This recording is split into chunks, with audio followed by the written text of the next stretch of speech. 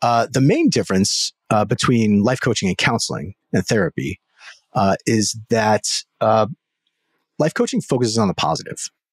So it doesn't focus on a problem, something that's happened in the past. It focuses on the present. And, what's that thought that you're having? Well, what would it be like if you thought about it like this? If you can make that 180 in their mind and then reinforce that thought and then start to talk about goals and action steps and really what the vision is and where we want to go, we can focus less on a problem that someone's having and more on a positive solution. My friend, thank you for being here. You do not hear this enough, but you matter as a father. Your role is so important. The way that you step into your identity as a father will literally change the world, change your legacy, and change your family tree for generations. 3 nuggets that hit me from my conversation with Kevin today are: 1, how do your kids feel around you? 2, do you know your kids? And 3, are you a helicopter parent or a lighthouse parent? Welcome to Fatherhood Field Notes podcast, where I interview incredible fathers, gaining wisdom from their stories for you and I to grow in our own craft. I'm your guide, Ned Shout, father to 5 kiddos, currently ages 11 to 18, and husband to my rad wife, Sarah, working on our 21st year of marriage. So yes, I am in the thick of it. I am with you, and I am working daily to rebel against the low expectations for fathers and create a world where fathers know who they are as they show it for their families. You and I have the greatest opportunity to impact our world through the way we embrace our fatherhood role.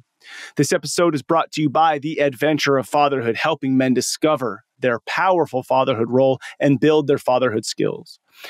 The role of the father is to serve, guide, steward, protect, and of course, find joy and have fun in the messiness of it all.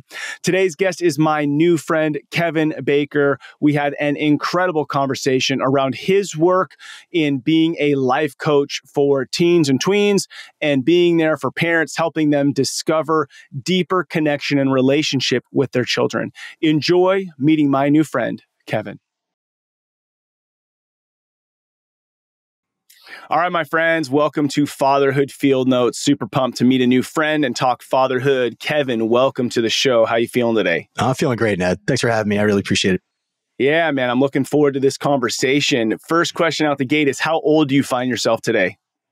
Today, I find myself physically 44 years old.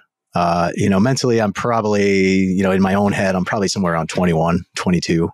But I'm feeling great. Yeah. And so when you say mentally in your head, 21, 22, what does that mean? Because it doesn't sound like that's coming off as like a maturity level. Yeah, it's coming off as like a different vibe. Like an energy level, an energy level, and my, I guess my hopefulness and my, my take on the world is like the world's my oyster, and we can go out there and do anything. Okay, so hopefulness. So when you said hopefulness, I felt like a different, that first when you said energy, big smile, you could tell like means something to you. Hopefulness, what does hopefulness mean to you? And like, what are you hopeful for? I'm just hopeful, and I'm hopeful for the future, and the future is so bright. And I'm just so excited where things are going to go, because I think, we mentioned this in our pre-show. I'm not supposed to be here doing life coaching for teens and tweens, and so I have no idea where the future is going to go, but I'm so hopeful that everything's going to be just fine. I love it. I mean, it seems as though most of our society is kind of at least promoting doom and gloom. But I would agree. It's like the only reason we're here is because we have hope for the future. And we believe that if we are to have a podcast, you're in Massachusetts, I'm in Hawaii, and we're just 2 dudes stepping away from maybe some day job in a sense to talk about fatherhood and family, that there is this underlying hope that as we do this, it's making a difference for the future. 100%. Yeah. And I think it is. I think everything you're doing is making a huge impact, huge difference in the lives of kids and fathers and families. And I hope to do the same. Yeah. And I love to dig into what you're doing. How many years you've been married? I've been married it'll be 18 years in September. Nice. Yeah. Nice. And how many kiddos do you guys have? 3 kiddos. We have a 14-year-old daughter, a 12-year-old son, and a 9-year-old son. Love it. Yeah. Okay. Well, I'm excited to get to know you as a dad with that capacity. And so you guys live in Massachusetts. You guys like in the city, you in suburbs? Yeah, we're about 45 minutes. Do about 45 minutes northwest of Boston, in a little town called Littleton, right off the 495 belt. And it's a great town. It's a great place to raise a family, great community. When people say like, it takes a village. Well, we just met so many great families and so many great friends here. And it kind of feels like that. That's cool. Love it. Now you kind of alluded to it, but I love and hate this question, although, this is a great conversation piece for us since we're talking about fatherhood. But what is it that you do for a living to provide value in the world and to feed the family? So I pride myself on having a variety of things that I do in the world. And the first thing that I do is I am a real estate investor, real estate manager, landlord, contractor, real estate broker, all things in that world. And and I think I provide value by helping people with their everyday housing needs. But really, the passion in my career is life coaching for teens and tweens, because it makes me feel so good when we have a connection and I feel like I'm making a difference. Also, my newest endeavor is an old church that we just purchased that has been converted into an event space and a music venue, and we are renovating it. And I'm actually here in the bar right now, taking a minute from building shelves over there to chat with you. And so, I have a lot of different skill sets and a lot of different means by which I feel like I contribute to the world. And that's one of the things that I love about my life is that the amount of variety that I have, and it never gets old. So it's good. Yeah, no doubt about that. Yeah. Okay, so question for you. So the life coaching, so you coach teens and tweens. Why does somebody typically come to you, and what is the outcome they're typically looking for? And what is that process? Typically, they come to me because they're frustrated and confused that their kiddo is not motivated. So a parent comes to you. Yeah, the parent, mom or dad come. One of the parents' guardians comes and says, my kiddo is not motivated. They're depressed. They don't have any friends. They spend all day on their computer playing video games. They are anxious. They don't want to go to school. They don't want to get out of bed. Some of those reasons. And so we have a conversation. They reach out. We have a conversation. We figure out what kind of results they're looking for. Whether it's, I want my child to get better grades. I want my child to make more friends. I want them to excel in sports. I want them to get out of bed. I want them to be less anxious. I want them to have a more positive self-concept. And that's where we sort of make the plan for the kiddo. How am I going to address it? What questions are we going to ask? What results do the parents want? And that's what we focus on. And from there, we put together typically a 8 or a 12-week program, a combination of one-on-one calls and group calls for the parents and the kiddos. Yeah. So we sort of go through all the emotions and see what they're feeling and figure out what thoughts are creating the emotions.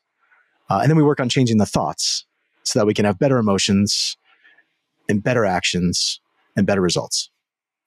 Love it. And so what would you say is the difference primarily between taking my kid to a counselor and taking my kid to Coach Kevin? The main difference between life coaching and counseling and therapy is that life coaching focuses on the positive. So it doesn't focus on a problem, something that's happened in the past. It focuses on the present. And, what's that thought that you're having? Well, what would it be like if you thought about it like this? If you can make that 180 in their mind and then reinforce that thought and then start to talk about goals and action steps and really what the vision is and where we want to go, we can focus less on a problem that someone's having and more on a positive solution, that just basically makes that problem a moot. Yeah. Because we're focused on the positive. Yeah. And then, so I love it. That's of course, like a beautiful some folks explanation. do need therapy, and they do need a counselor. But I feel like life coaching is a triage situation. When you get injured, you don't go and have surgery right away. You go to PT first. You see if you can fix it before you go under the knife. Yeah, that's good. What's your conversation primarily with parents, right? A parent, I was a youth pastor for a long time, and you'd have parents who want to drop their kid off at youth group and you solve all the problems and send them home. And it's like, yo, you're with this kid, for, 160 hours a week. I'm with them for 2. So what's your primary conversation with parents that, as dads listening, they could start to implement as they might be frustrated with their kids' lack of motivation or grades or whatever? Mm-hmm. My conversation goes a little something like, whatever expectations you have about your child or the future, you can pretty much throw those out the window. Your kiddo has a vision, and they're smart. They're really smart. They're smarter than we were when we were growing up.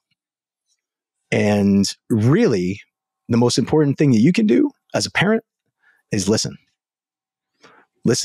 and then guide them to where their vision is taking them.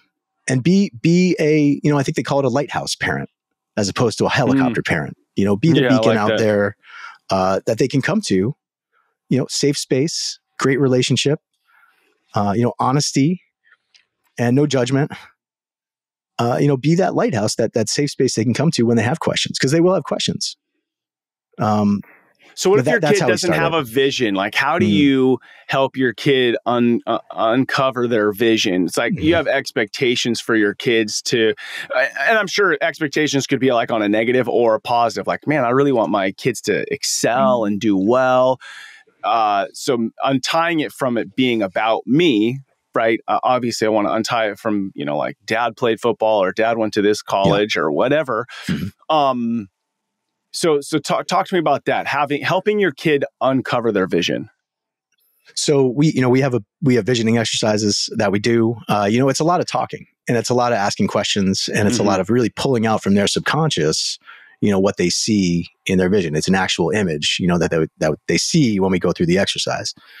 But what I wanted to get back to about the question you asked on how do we talk to the parents is that, the way that we all learn how to be parents is by how our parents parented us. Right. And the way they learned how to be parents was by how their parents parented them. So now all of a sudden we're talking about parenting, in 1950, and 2025 is, a totally different story.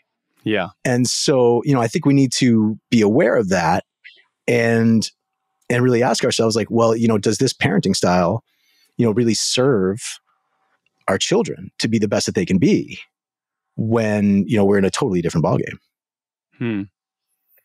So what would be different? I mean, obviously we live in a different society, but what would be different as far as how a parent wants to show up? Because let's just say like in 1950, they probably still should have been, figuring out what mattered to their kid, just like we should be figuring out what matters to our kid. I would agree though that if you're just operating based on, like the way you were parented, to pause and go, is that serving me? Like, did that serve me well? And so if I do the same darn thing with my kid, is that going to serve him well when he's 40? Yeah. I mean, that's one way to look at it. I mean, I think the major thing is that we need to be aware that, these kiddos have had inputs in the first, 10 years, 12 years of their life. It's like, drinking through a fire hose on YouTube. Yeah, definitely more. And on the internet. And they know so much. And so, before we're so quick to, correct them or say, you should do it this way or do it that way, I give my kids 3 choices, come up with 3 choices. What do you think is the best way to do this? Think about the consequences and then, go and do it. And if you make a mistake, well, that's your learning. That's your learning right there. That's how we learn. We make mistakes, and don't be afraid to make mistakes. And so, and I think I think these days, what we really have to do is focus on building up their self-concept by letting them make as many choices as possible on their own.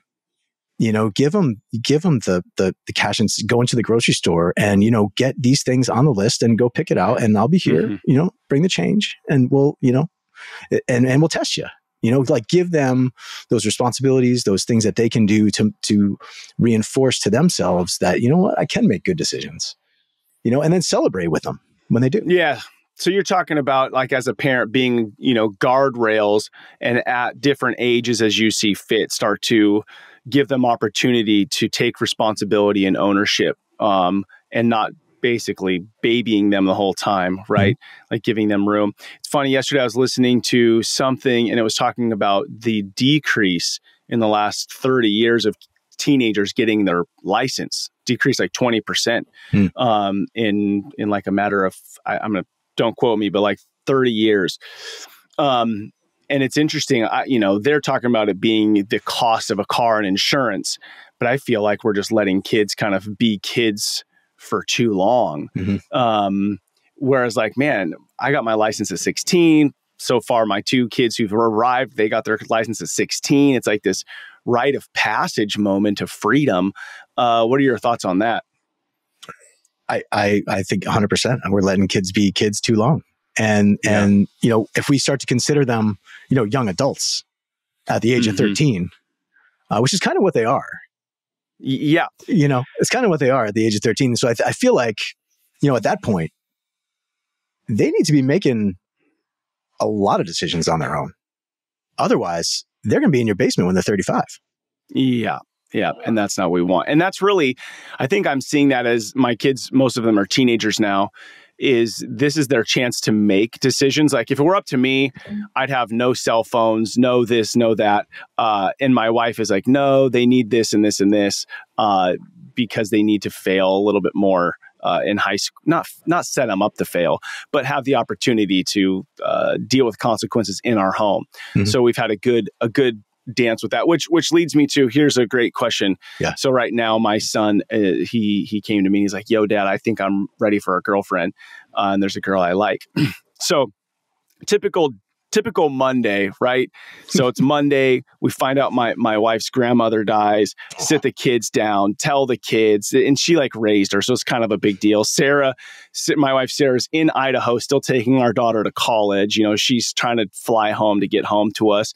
So it's like, okay, I bring all that up to go like, hey dads, there's a ton of crap all the time that you're dealing with. So then maybe like an hour after I tell my kid this, him and I are making dinner together then he brings it up to me. And in my mind, I'm like, bro, really? Like you want to talk about this on a Monday right now with grandma dying, mom's not here. I'm trying to feed all four of you kids and make sure everybody gets their homework, this, that, and the other done. But he didn't see or feel any of that from me. You know what I mean? So then I try to go, let me just sit on this. I'm not going to say no to you, but let's sit on it. So before I tell you any of our other conversation, if I'm coming to you, it's like, all right, I want to work my son through this. What are things that you'd bring up to me as you're coaching a parent? Yeah, I would first say, well, that's great. That's normal. At this age, that you found someone you like and you have a feeling about that. Tell me about it. Tell me how you see this going. And I would ask them to actually tell me the story. Like, what's the vision of how this is going to play out? And then, maybe say, well, did you think about this? Or what would you do if this happened? And just sort of like help them to imagine, the different scenarios. And then, if they're of the age, let them make that choice on, how they want to approach it and be there for more awesome dad advice, next time he comes. But I feel like, any sort of like, whoa, or wait a minute, like that is going to give a feeling of, oh, maybe I'm doing something wrong. Like maybe I'm not normal, Right. Yeah. We don't want that. I think that's good. So I think the part of having like, how do you imagine this going? is good, because even now, right, like we can get so focused on just making something happen without thinking of what does this look like 6 or 12 months down the road. So then in that dance of like not making it too serious, what would be your next approach? Not of him making it too serious, but as a parent being like, well, we really need to think about what does this look like in a year, you know? So what would be your dance as far as helping them to vision and imagine this while not making it like they're going to get married in 3 years, you know? Yeah. Yeah. I mean, I would, would you mind, how old is your son again? He's 15. 15. I'll preface it with this. Okay. So he came to me about a year and a half ago and was like, hey, I was, kind of like hanging out with this girl, and, we liked each other. And so at that point, he's like, but I didn't tell you. And I was like, okay, well, you're just barely turning 14. And I think that you guys are still kids, right? Like, this is just like this. I didn't make it like it didn't mean anything, but my point to him was like, I think it's fine. But if, anything moving forward, like, you are a young adult now, I said, you're becoming a man now. So like, if you decide to do that again in the future, or when you do, you're going to need to talk to me and possibly even her dad. So I want you to like know that the kid stuff is over. This is a bit more like you have more responsibility in this now. So that's why he came to me. He's like, hey, I know you said this isn't like kiddish anymore. And so that's one of the reasons why he came to me. Well, that's great. Yeah, that's great. I would ask him a question of, how do you think this is going to impact your friendships? I would ask him a question like, what does that look like? What, have you thought about, so 15 is probably sophomore. What does that look like when you're a junior? What does that look like when you're a senior? And also, had you thought about what you want to do after high school? And, it's great to have relationships and it's great to have friendships, but life is long, and I don't know if you want to disclose, numbers on how many relationships you had between the ages of 15 and, today. But, maybe go in there like, I had a few different girlfriends. Yeah. And I think that's the big years. And I think that's the thing I do share with them is like, man, I got serious girlfriends at 15. And it just, by the time you're a senior, right, you're 3 years into a relationships, it's like, it's almost like you're married, and it's like, damn, dude, just have fun. Right. So it's finding that balance of like, you don't just say no, right? You don't just say no, but you put the guardrails up enough to be like, yes, do this, but just make it fun. Like, get to know, make it fun versus it being too serious. And maybe hit them with some stats, like, X percentage of high school relationships, end up in marriage, or whatever, whatever the stat is. Yeah. So, make it fun. Life is long, and this is part of your journey. It's part of your journey. It's part of you learning about yourself. It's part of you learning about how you learn about other people. It's about you learning how to be in a relationship with someone. Like, that's important. You're going to have a roommate when you go to college, or you're going to have, a person you're going to have to live with at some point. And, this is great practice. It's great practice. Have fun with it. Yeah. So as we're talking about it, and as dudes are listening in, I really want guys to be like this open to have the conversation with your son, and find that dance of like, don't just be the no dad, right? Who's just like, so no that they hide it from you. Yeah. And then the other far spectrum is that you don't ask him anything. You don't talk to him at all about it. Like, my dad didn't talk to me much about my relationships in high school. It was more something I kind of talked about with my mom. Yeah. I just think that the dad should be engaged so that your son feels like you are a really safe place to come and talk. Exactly. That's right. I mean, you want to be the go-to. Yeah. For questions. Okay. So let's go to the tool. So one of the tools that you teach dads, this is a great example of like the tool that dads can use when they're having conversations with their kids. So go into that shifting perspective technique. Sure. Yeah. So it's one of the, it changed a lot of my, the way I parent, and gave me some great insight on my kiddos. And I love sharing it with people. It's basically when you are sitting down with your kiddo for a minute, envision yourself behind their eyes and in their shoes, and imagine, what they might be feeling right now when you're about to have this conversation. They might be feeling, frustrated because they can't get a thing they want, or in your case, they might be, kind of excited that they are about to embark on a relationship with someone. But if you can imagine how they're feeling and some of the thoughts that they might be having about the feeling, you can start to connect to them and understand that, hey, I got a feeling you're pretty excited about this. And that's cool, because this is exciting. Yeah. But let me tell you about, what through my experience, how I would approach this, or something to that effect. So the couple things I really hear from that is, like, one, put yourself in their shoes, right? You were 15 at once, or whatever the situation is, right? You were 8, you were 12, you had this, and you had a feeling about your parent as how much you could share with them. What did your parent do to set you up to feel that way? So what can you do? Because at the end of the day, like, we just want open conversation with our kids, right? So put yourself in their shoes. And then I do also love experience share versus like, hey, you know what? You should probably... that doesn't work as well. Yeah. So storytelling is big. Storytelling. And, I remember when I was 15 and I had this girlfriend, and, we ended up, we hit it off. We really liked each other, and we stayed together through even, the first year of college, went our way, but, things kind of, they just sort of eventually fell apart, and, whatever the story is. Yeah. That will help guide them in what they do with their relationships, I think is pretty impactful when they can see a real life example. I think one of the hard things about life is there's some things you just have to learn on your own, right? So you want to have people speak into your life, but just because I learned something, I could share that story or that experience with my son or my daughter, or read it in a book, right?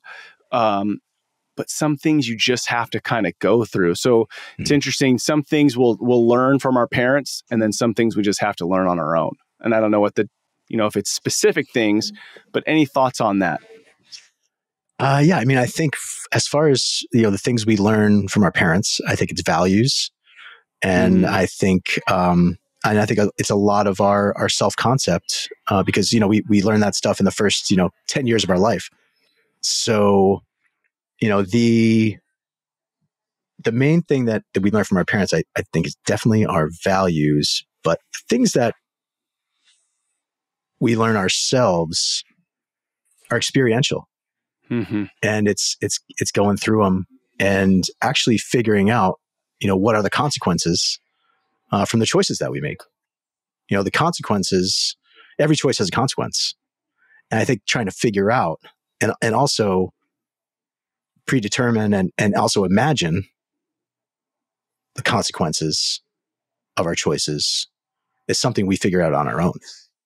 Like, our parents can tell us what that consequence is going to be, but that's the thing, is like, we might question our parents on that. It's like, what if we do it this way? It might be different. So I feel like that's the thing we learn on our own, are the consequences of our choices. That's what sticks. Yeah, and then applying those values, in those situations, how do you apply the values that your parents have passed to you? And then when you apply them or don't apply them, what happens in the consequences, and then you learn from that. All right, I got some fatherhood questions for you, and I'm sure more of this stuff will come up. But what would you say the role of the father is? I would say the role of the father is to be supportive and help your kids figure out what their vision is and who they want to be and what their life looks like and what makes them happy. And any techniques, ideas, thoughts around how to help a kid uncover the purpose or vision for his life? I think the number one way to do that is to, foster a sense of exploration and experimentation and trying different things, trying as many different things. Tennis kung fu, jujitsu, and, piano and guitar and golf, and, whatever their passion is, video game coding. They like virtual reality. Let's do a camp, on how to code virtual reality. Like, let's take whatever inkling of curiosity that our kiddo has and put it out there to the world tenfold, and give them the opportunity to have experiences that will foster that curiosity and develop a passion. Yeah. Yeah. And I think that requires, I talk about this a lot, but it requires you as a dad to know your kid. Right. And even create, so that comes to asking questions and spending time with them, and so I think it's really a huge opportunity, because a lot of times we're trying to figure out ourselves. We're trying to get to know ourselves. But we don't want to be so focused on our own self-growth that we miss opportunity to be open up our kids' minds and thoughts around what matters to them, and then helping them to go try those things, whether it's ordering these certain markers so they can color, something my 11-year-old just did, or wanting to go to skateboard camp, which my son just did. And so creating this space and opportunity for those things to happen. Yeah, you're right. it's Listening, funny. You're right. Listening is like the key, because you have to figure it out first and then guide, right? But you got to be there, and you got to ask the question, and then you got to listen, and then you got to make note of it. I mean, I have notes on my kids, like, okay, because I need to follow back up and make sure, hey, am I helping to invest in this? They want to skateboard, or they want to do whatever. And then the hard part. Okay, so here's a hard part.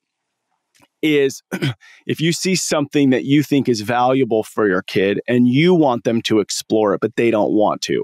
So here's a great example. I wish I knew how to fight. I don't. I just started going to jujitsu 5 months ago, maybe. That's like the best thing you can do, I think. Yeah. And two of my daughters go and they love it. They're 11 and 15. But my son is like, I don't want to go. And I'm making him go. And it's about 4 weeks. He still doesn't like it, but not because he's afraid.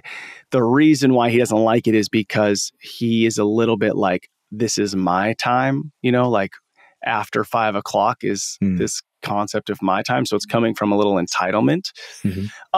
So what are your thoughts on finding the balance and dance of, like, this isn't dad played football, so you'll play football. This is more like, hey, I wish I knew how to fight at 41 years old, and no one told me to. And so this is something I'm going to have you do one night a week, right? One night a week. I'm not taking away a bunch of your freedom.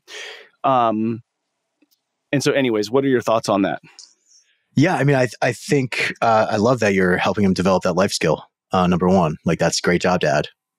That's awesome. And I think it's great that you're actually making him go. And if there's a way to, I guess, get a little less resistance on that, so you can complete the mission, because he will probably eventually like it. That's the hope. Right. And so it's finding the, like, not pushing it so hard that he just fully resists. And so that's the hard thing as a dad is you go, there's certain life skills I want you to know, right? Like, you're 2 and you don't want to brush your teeth, obviously. You know what I mean? But you could go to an extreme, and I feel like this is definitely not an extreme of one night a week. No, it's not. And that's actually easy. So, I would say that, well, what do you think would be a better time for you? And what does that look like? And, what if we just make some adjustments so that you can do the thing that you wanted to do at 5 o'clock, at 7 o'clock, or have double the time on Saturday, that you wanted to do the thing. Like, try to make some arrangement there. So in their mind, like, okay, yeah, I still get to do everything I wanted to do. Yeah. And I'll do this thing because Dad wants me to do it. So I'll do it, Yeah. And I think that's where it's at. But it's funny, especially with the boys, which I only have one, but there is this different tension between the two of us because he's becoming a man right now. So I try to bring that up and say, hey, there is going to be this tension the next 3 years because you're wanting independence. And what's interesting is, like, I see the tension between my wife and my daughters because they have their own thing because they're 2, women, 4 girls who are becoming women in the house. Okay. We talked about the role of the father. When did you embrace fatherhood? So I find for a lot of men, you have this moment of you're going to be a dad And then your wife goes through this like rite of passage. You're just kind of there for the ride. Then you see your baby be born, which is freaking wild. Yeah. Some guys don't even connect then. It might be when the kid walks or talks or, plays their first whatever with the dad. So when did you go, man, this matters big time and I want to lean into it? That happened to me about 3 years ago. Okay. that was my big aha moment when, we were kind of coming out of COVID. Yeah. And we had seen, so many different emotions and so many different, negative inputs for the kiddos that, I needed to really step up and really try and get the programming right for these guys and gals while I had the time. Yeah. And, cause life is short and, we only I think there's a thing like 18 summers. Yeah. Right. We're almost there in my mind. So I kind of doubled down on it. And that's why I really, hit the ground running on the life coaching for teens and young adults thing, because, it helps me to be a better dad too. Yeah. So, I became a father 14 years ago. My daughter was diagnosed with a heart condition in utero. She had heart surgery when she was 4 pounds. She's like a month old. And we were there every step of the way. I was a dad, but I wasn't even aware of what all this meant. And I wasn't aware that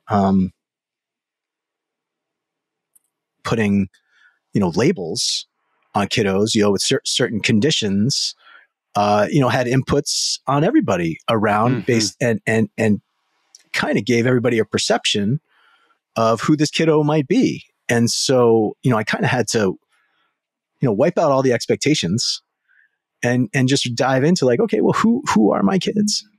And what do they like? And what do they don't like? And, how can I be the best dad possible? And that's really listening and fostering the passions and helping them to make their own choices. Because, in 4 short years, my oldest will be on her own, making her own choices. Yeah. So just like yours now in I college, know, dude, it's wild. So it's wild. So fostering all that's the important part. I love this question. I think that I can, you and I are both in kind of a space of we want to be a good dad. And I would assume if a dad's listening to this, he's like, I want to be a good dad, right? Yeah, so we're reading books. Yeah. Right, we're listening to podcasts. Yeah. And I think that's great.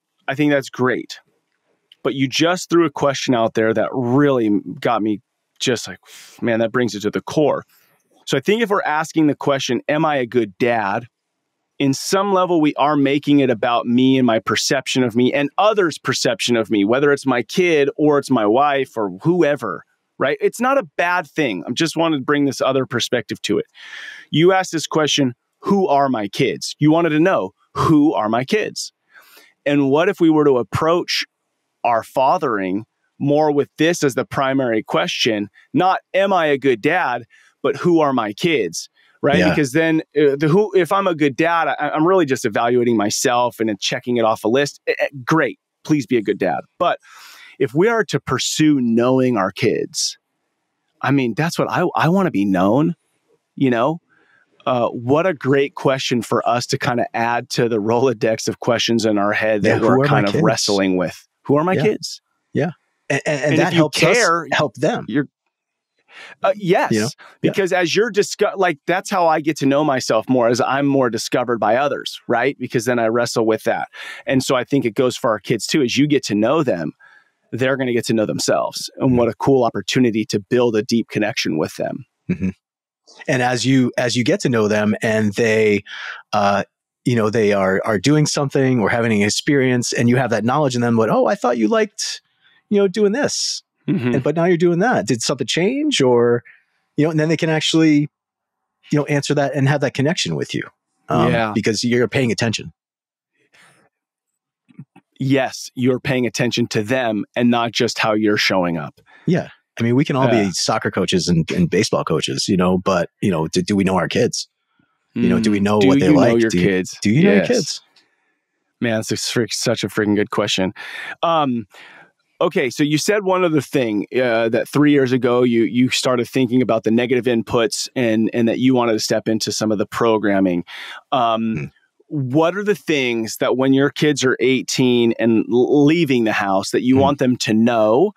And it could be like I want my son to know jujitsu, whatever, or it could be some other value or something. But what are the things that Kevin goes, these are really important for my kids to know?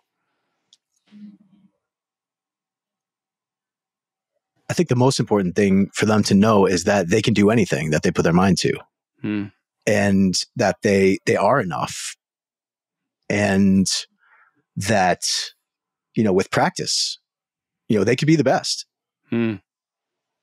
And if you think you can't do something, it's only because you're telling yourself that. And if you change that to, I can do that, and be aware of the thoughts, because the thoughts will hold you back. Yeah. But they're not you. Like, you are not your thoughts. You get to choose your thoughts, right? And yeah. So I love that stuff. And I think that is the primary, like, A level. If you were to say B level, what are a couple skills you think that you want them to know that they'd go out into the world? Time management.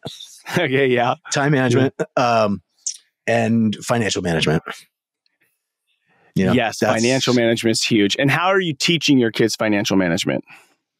Well, I bought Robert Kiyosaki's game, Cash Flow for Kids. Yeah, that game's awesome. And that's really, it's value and assets and where you put your resources and how you want it to return.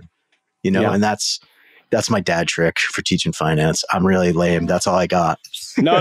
I think that's great. I highly recommend that game. I have yet to beat one of my daughters at it. Oh, really? Nice. Yeah. That's so good. Sad. I love that. We do a thing where, they have these little debit cards, and there's an app, and you can assign them chores. It Green Light? It's Green Light. I didn't know if you wanted me to mention that or not. I don't care. But yeah, so they have chores that they do, and they get, rewards, and they can, get birthday money sent there and stuff like that. Yeah. And then a portion of that, whatever they earn, goes into their savings. And then they have an investment side of that. So they can buy, they can buy like a micro shares of stocks. Micro shares. Yeah. Like my daughter's into pets and dogs. So she bought some Petco, and, so it's nice. Like, they can start to get a feel for what all that financial responsibility means. It's like, okay, well, if I make $100 and, 50 goes in my savings, I have 50 for stuff, and I have to eat, and, start to do it that way. Yeah. Love it. We use that. I actually had the guy who started it on the podcast before it was big, and now it's pretty big. It's huge. It's a great tool. That's awesome. How was your relationship with your dad? It was very conservative. He's in construction, was in construction, and I was, his oldest son, and he was a builder. He built houses. So, it was always expected that I was going to sort of take over the family business and do that. And it's, not a very emotional relationship, more of just I knew he was always going to be there for me. Very, very instructional. Like, I learned so much from my dad. So let me ask 2 questions, and then you can answer them go ahead. Or not. Yeah. What's something you appreciated about your dad? And then what's something you wish your dad would have done differently? I appreciate his work ethic, and I wish he didn't work so much. I know, isn't it? That it's like it's tough. It's like it's really tough, but he gave me so much of that work ethic, but he also, probably the number one thing that I appreciate about my dad is that he told me to don't do what I did and don't work so much. Like, my parents got divorced when I was 8 years old because like he worked too much. He wasn't around. So and there's probably a bunch of miscommunication stuff going on with my folks too. And I don't even know the whole story, right. But probably the best thing he did was, he showed me what work ethic was. He showed me how to bust it. And then he told me, don't do that because it takes away from family time. And, if he could do it all over again, what he would do. And, that's a learning lesson. Like that takes people 50 years to figure out. Yeah. Yeah. So as you look at your own life, I mean, we do what our parents did, not what our parents said, more or less. Right. So would you say that the work ethic that you just was ingrained in you, that you've been able to like really lean into that while also taking his advice of work hard, play hard? Yeah. I mean, I'm finding that balance. Like, Nice. That's what it's all about. It's like, let me use my time management skills. Let me use my Google Calendar, to figure out what does this 4 hours look like for me? How am I get my deep work in? How do I get the podcast in? How do I get the other thing in that I have to do? The other thing, like managing it all. And then like blocking off, the family time. Yeah. And managing that because like, when you're not an entrepreneur, you can't really turn that sort of thing off, unless you force it. Right. So having the skills to manage the time and being aware of, I wonder what my kiddos are doing right now. I wonder what they're, thinking about. And, I want to go home. I want to go see them right now. And just be present and be aware that, you have, they're there and they need you. And to make it happen when you can. Yeah. See if you have an answer for this. You could skip it if not, but I find like a lot of men, we get kind of stuck in our ways. It's like dad is just X, Y, or Z, right? You think of the old man who just is stuck in his ways. Is there anything that you felt strong about, but that you shifted on through being married 18 years and having kids and a family that you made a shift? So like my example for me is I think pets are dumb. I think it doesn't make sense to have a dog. Yet I realized I was making it about me. And so now we have a dog that, somebody needs to watch all the time, pisses and eats food. So is there anything, you could tell I've really embraced it. Is there anything on your end that you feel like, it's kind of stuck in my ways around X, Y, or Z, but I made a shift? Yeah, I think everything actually. So, like a good answer. It's been, quite the learning experience in becoming a dad and a parent and, learning my kids and being able to separate the emotional aspect of parenting with, the reason part. And when I ask them to do something or, come down for dinner or, finish your chores or, do this and it doesn't happen right away, like me being able to like stop and pause and like not get upset, but just like give them the time and give myself the time to like process the emotion of being frustrated that they're not doing the thing that I'd like them to do and like pause and wait. And then they do it after because they want to please the parents. Like all kids want their parents to be happy with them. So me being able to shift and realize that, if they're not going to do something right away, like that's okay. Like it's going to get done and it's going to be okay. Like let me have them make that choice, and stop reminding them that they have to do the thing. Because every time I remind them, they won't do it because, they know I'm going to come back and remind them again before they forget. So, that's been the number one thing I think that I've had to shift on is to just, be, and let it go and not make my frustration, an emotional thing that I'm going to react to. Say something that I might regret or like do something that I might regret or, say like, oh, now your phone's going away because you didn't do this thing, which is like totally unrelated to the thing that I wanted them to do. So I just had this thought as you shared that kids want their parents to be happy with them. And then also kind of tying it with there's things that you're supposed to do around here. What are your thoughts around, because this word came up on another podcast. I thought it was really good, the unpleasable father. So what are your thoughts around the dad who just is always kind of like dad's just, dad's never going to be happy with me. Okay. So it's like, they're just not even going to try and do the dishes or clean the toilet or whatever anymore. And dad's just going to remind them, because even if I do it, dad's going to find something or be irritated with me. So what are your thoughts on this idea of like an unpleasable father? How's the child going to respond to that? The unpleasable father. That's interesting. And so let me give this caveat to it. And what I mean by the unpleasable father is it's not that the dude's a dick. It's that I think he's looking at every moment's a coachable moment. So he thinks he's coaching like, oh, great job cleaning the toilet, but you missed this, because I can find myself doing that, right? Like, oh, dude, thanks for finally doing the bathroom, but next time, wipe this area too, right? Because I feel like that's this constant coaching, teaching, but then I think it can just lead to the kid being frustrated. So just get your opinion on it. Yeah, it can be. I think that, laying out the, in that scenario, laying out the expectation, it's like, okay, well, if you have a chore to do, this is how I expect it to be done.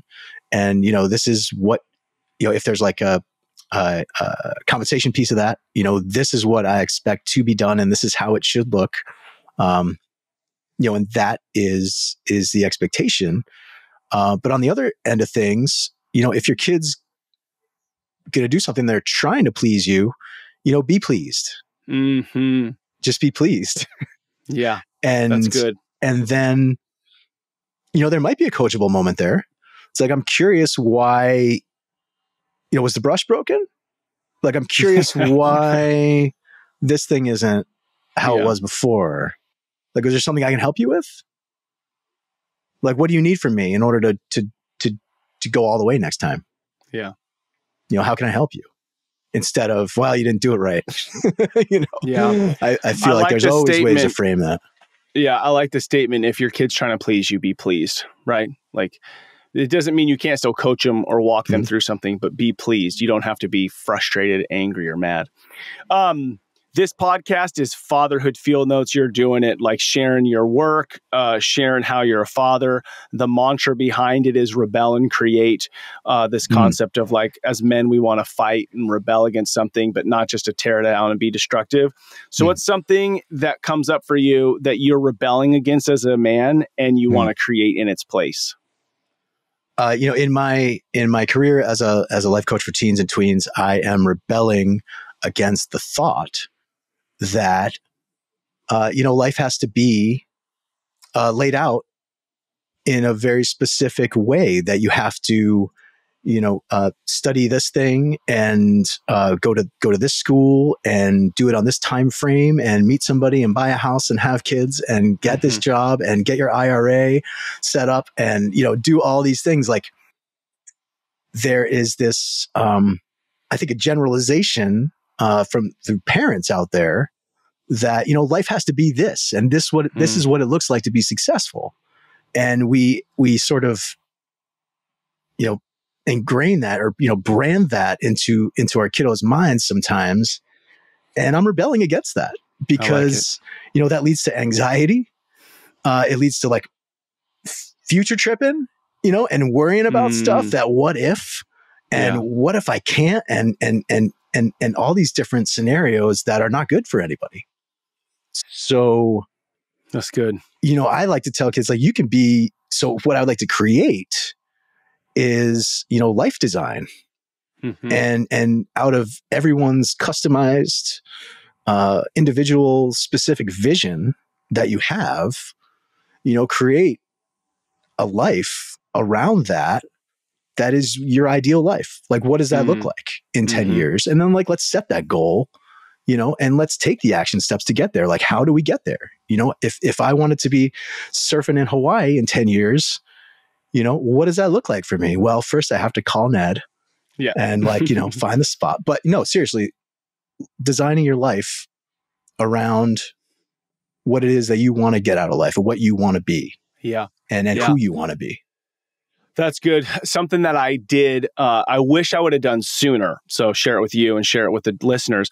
As Brooklyn was getting close to graduating, so maybe her like late junior year, I'm like, oh man, like this is happening. And I think that whether I had said, because I never said, go to college, go to college, go to college. It wasn't, my story was like, I wish I didn't go. But I think society collectively, it's like, this is the path. Now I'm super excited for her. I think it's great. It's perfect for her. But what I did, like the end of her junior year, is I sat my kids down for one of our family meetings. And I was like, I'm going to give you 5 options that you could do when you graduate high school. I want you to write the pros and cons of each one. And then which one do you think is best for you? To start to get them thinking about what are the other things that I could be thinking about versus just college is the thing. So it was like, go to college, travel for a year, do mission work for a year, take 50 grand and start a business. And I forget, there was one other thing, but so they all just like thought and dreamt about it. And so we're starting to have more of those conversations. I just think it would have been helpful if we had those countercultural conversations when they were 8 and 12. You know what I mean? So just a thought for dudes.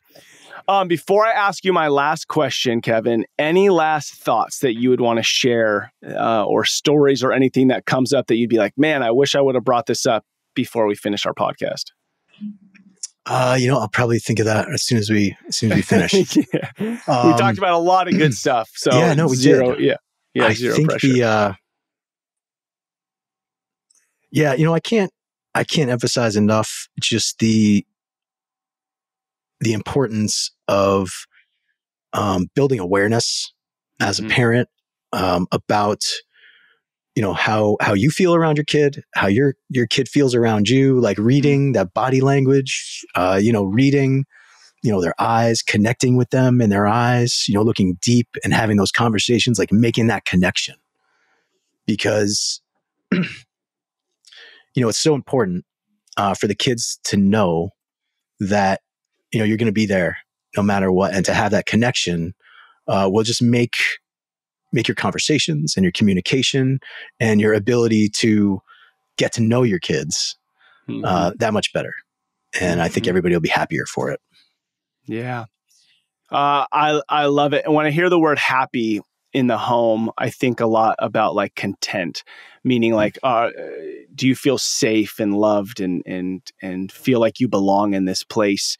And then the question you just said, let's add it to our, we got the, who are my kids? So this question now is, how does my kid feel around me? And I'm been wrestling with, especially with my son lately, that I've been too concerned about his happiness, right? Like he's pissed we're going to jujitsu. It's like, damn it. I don't need to be worried about that. But overall, how does my kid feel about me or feel about being around me? I think that's a really important question for parents to ask, because you're responsible for that. Right. Yeah, right. So how your kid feels around you, you're responsible. And another question in that we use is like, how are you being experienced? So you might think I'm showing up as like such an intentional dad, but everyone around just thinks you're a douche because the way you're showing up. So like, how are people experiencing you is a great question. Kevin, where can people find you, learn more about your coaching, reach out to you if they have their kid that they'd love to be walking through some conversations with you? So the website is lifecoachkevin.com, and also on Instagram at lifecoachkevin, and on Facebook at Teen Life Coach. Love it. Love it, dude. Well, thank you for the work you do. Incredible. My last question for you is legacy question. So imagine 30 years from now, 30 years from now, you're standing in a cul-de-sac peering into the homes of your children. What is it that you see that puts a smile on your face, a tear in your eye, going, man, I showed up the last 30 years. Yeah, I know. I think seeing them sitting at the family dinner table, communicating and having like open conversation, and smiling and picking each other up, and complimenting each other, and just like showing love and respect for everybody in the house, I think is really important. I think that hopefully that's my legacy. Yeah. Yes, dude, I love it. Kevin, it was such a pleasure to meet you. Thank you for being the man you are, the husband, the father, and then sharing your knowledge with the world around you. I just am excited to continue to watch the work that you do out in the world. So much love to you, and thank you for your time today. Thank you very much, sir. I'll talk to you soon. What another incredible conversation. I so enjoyed the conversation with Kevin. I mean, the two questions that I wrote down, I got right here is number one, who are my kids? So am I pausing to ask the question, who are my kids? The other one is putting myself in my kids' shoes, right? Like looking at their questions, their view from their perspective. Like I was once 11, I was once 15, I was once 18, starting to put myself in their shoes. Like, what is it that they see from their perspective? Wonderful. And then this last question that we discussed, but how does your kid feel about you? Like, how does your kid feel about you? And I don't want to ask that question and get caught up in just being concerned with them being happy with everything, right? Because you are the father. There are times where you're friend and dad and you play these roles, but how does your kid overall feel? And I think the question really is, or the metric, if you will, is, are they willing to talk to you? Do they trust that they could share something with you? That's the kind of relationship we want to cultivate when they're 5, 10, 15, 20, 30, 40, right? Let's be there for them. Be that guy. If you enjoy these podcasts, please write a review. It helps spread the word that fatherhood matters. Also, the best thing you could do is send a text to a friend with the link and say, dude, I see you as a dad. You matter. The way you show up for your kids, for your spouse, for your community. I just want to say you're a great dad. And I listen to this podcast on occasion. I thought you might enjoy it. Most dads are not getting pats on the back telling them, hey, I see you, right? And now I'm telling you right now, if you're listening, dude, you're here. You're showing up. You're engaging. Thank you. You are a great dad. Now go do that for somebody else. Thank you to all you dads out there listening to Fatherhood Field Notes podcast. What you do matters. Don't be like everybody else. Be yourself. That is who your kids, spouse, and community needs. This is your guide, Ned. Shout together. Let's rebel against the view that fatherhood has little impact, and let's create lives engaged in mastering the craft of fatherhood. I look forward to hanging out with you next time.